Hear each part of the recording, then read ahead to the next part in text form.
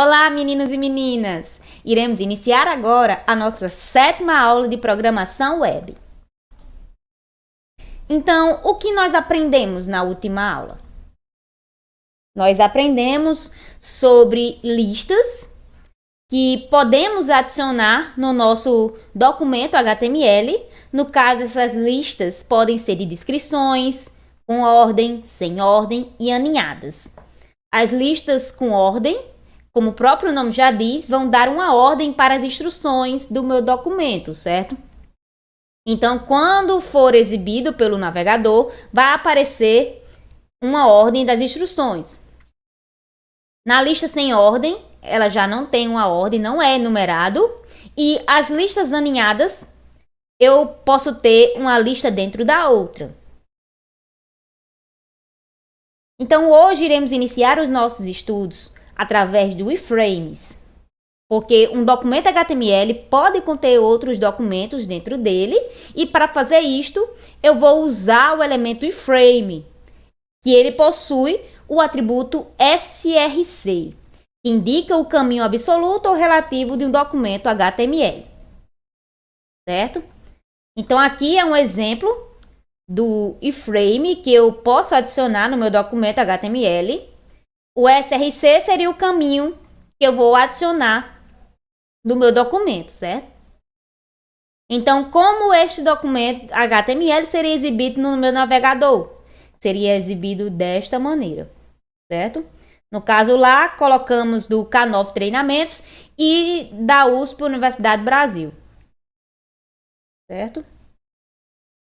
E temos também os links, porque normalmente um site é formado por um conjunto de páginas que estão interligadas de alguma forma.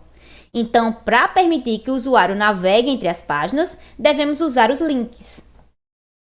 Porque um link faz a ligação de uma página para outra do mesmo site, no caso seria um link interno, ou para uma página de outro site, que no caso seria chamado de link externo. Então, para criar um link, devemos usar o elemento A, que possui como atributo chamado href, certo? Então, o valor desse atributo indica um caminho relativo ou absoluto de uma página. Aqui nós temos um exemplo de como utilizaríamos este elemento A e o seu atributo href, certo? Aqui é um exemplo de uma página, no caso foi usar página 2.html, porque é o meu documento HTML, certo? Esse outro, página 3.html, seria um outro documento HTML. E aqui é um exemplo de link com caminho absoluto, certo? No caso, seria um link de um site que você, como programador, pode determinar qual vai ser. Então, aqui é a maneira que o navegador vai exibir aquele documento que a gente acabou de mostrar, certo? Vai ter links onde o usuário vai poder clicar e estes links vão te levar para outros documentos, outras páginas em HTML, certo? Então, além do atributo href, nós temos outros atributos. Nós podemos utilizar o atributo target para informar onde o destino de um link deve ser aberto. Podemos usar o blank também, que abre o destino do link em uma nova janela ou aba. Podemos usar o self, que é o que abre o destino do link na mesma janela ou no mesmo frame que exibe o documento que contém o link. O parent também, que abre o destino do link na janela ou no frame, onde está contido o frame que exibe o documento que contém o link. E, por padrão, o destino do link é aberto na mesma página ou frame onde ele está contido. Então, em outras palavras, se um atributo target não foi definido explicitamente, o padrão do comportamento dele é self, né? Como nós vimos anteriormente aqui, ó. O que é que o self faz? Abre o destino do link na mesma janela ou no mesmo frame em que contém o link do documento, certo? Então, aqui nós temos um exemplo de como podemos utilizar este elemento A com o href, certo? e usando esses atributos. No caso aqui do exemplo, foi utilizado o blank e o self. E nós temos outra coisa também chamada de âncora, porque além de criar links para outras páginas, podemos criar um link para determinada seção do documento HTML. E para isso, nós podemos utilizar um recurso chamado de ancoragem, né? O primeiro passo para utilizar este recurso é identificar a seção que será o destino deste link. Para isso, será feito com o atributo ID, certo? Para ter a identificação desta seção. Então, o ID é um atributo global, ou seja, todos os elementos possuem este atributo.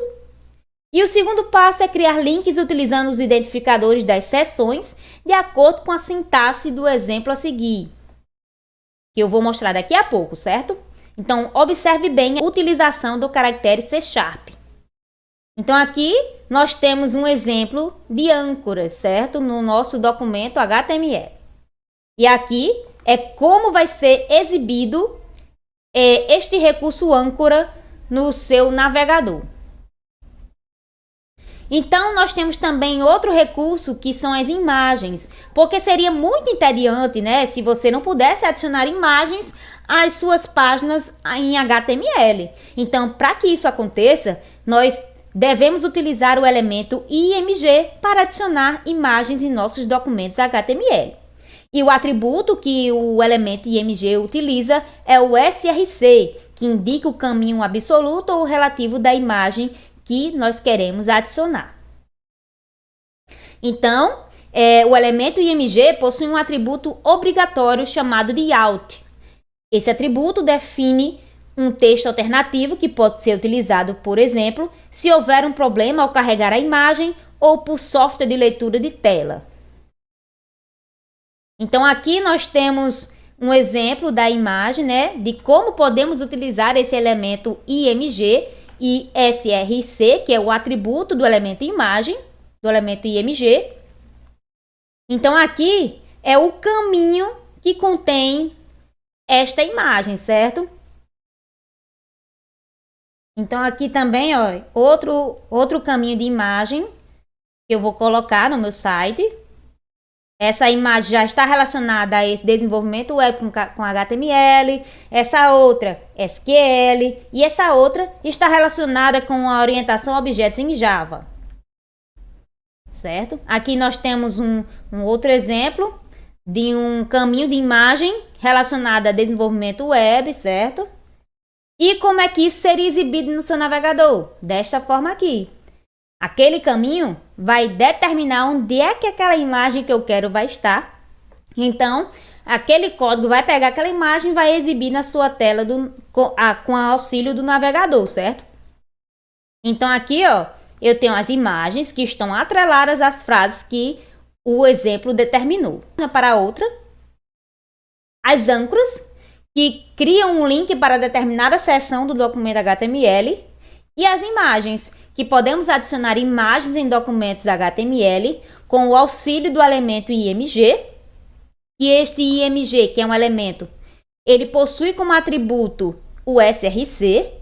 E este atributo indica o caminho que pode ser absoluto ou relativo da imagem que queremos adicionar. Certo? Então, aqui temos as referências. Por hoje é só e até a próxima aula.